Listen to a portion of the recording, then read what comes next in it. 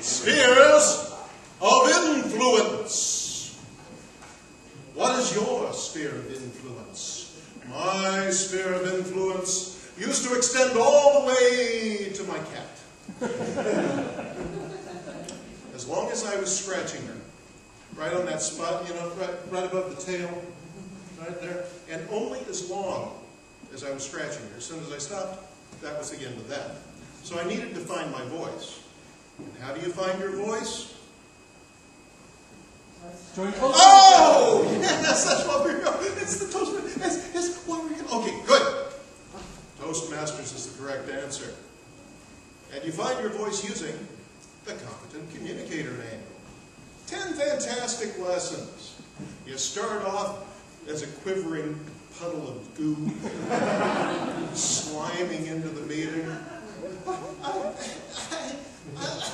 My name is... Happy birthday to you, happy birthday, Dennis is my name. And then after that you work on the mechanics of speaking, just how to organize, how to create an introduction, a conclusion. Then you move into some more sophisticated speaking, where you're using visual aids. And eventually you're trying to persuade people. And you're trying to motivate them to go out and do great things in the world. And that's half of being a competent Toastmaster. But we need something else. We've got to learn leadership. We're all here to learn leadership. So what we do, we've got this Competent Leadership book. This is something that tracks everything you do in the meeting and some other activities that you do to help your club succeed. One of the saddest things about the Competent Leadership Manual is that most people leave it sitting on a shelf for 6 months. That's what happened to me in my club. I was the first person in my club ever to receive the new version of the Competent Leader Manual in about 2007. Stuck it aside. When I finally looked at the book, I said, oh, this is easy, easy. And I've been doing this stuff for 6 months, and I have to start all over now to fill it out. So make sure that everybody brings the CL manual every single time. And this is what you do. You look around the room. You find a person who didn't bring their CL manual. You take your manual and you slide it under their nose. Hi, I'm going to earn my Competent Leadership Award. You're going to help me do it by giving me an evaluation. Now what this does, it forces them to look at the book. They say, this is easy. Why does big fat man get an award when I'm doing all this same stuff? The other things you do are things that make your club succeed. Things that Keith was just talking about.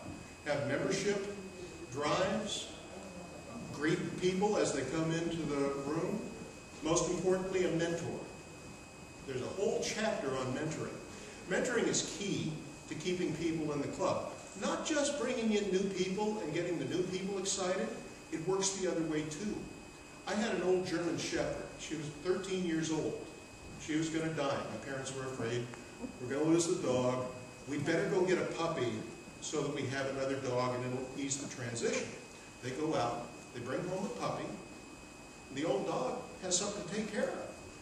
The old dog got really excited, started playing with the puppy and took care of it, and that dog lived another 4 years. You got some old dog Toastmasters in your club.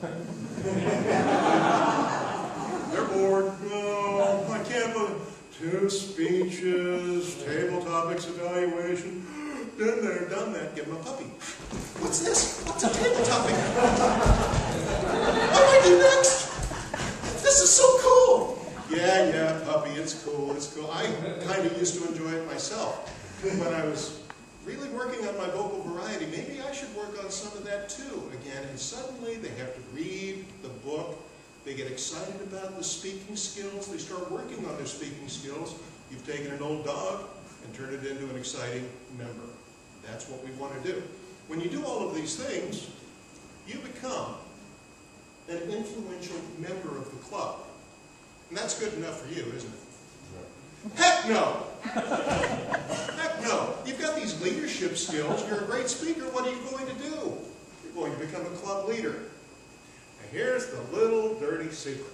All of you are already club officers, right? That's number one. toward becoming an advanced leader bronze. Another thing you have to do is go back to your club and fill out the club success plan. How many of you got a club success plan filled out today? Every club